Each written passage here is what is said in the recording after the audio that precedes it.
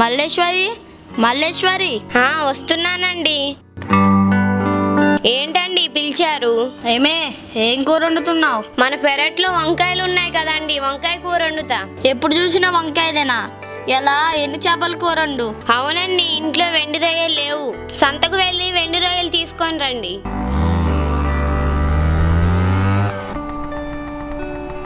అన్నా బాగున్నావా? బాగానే ఉన్నా తమ్ముడు. అన్న మంచి ఎండి రొయ్యలు బాగుండాలి, మా నాన్న తింటాడట. తమ్ముడు ఉన్నవి మొత్తం మంచియే. సరే తమ్ముడు, ఇవిగో తీసుకో.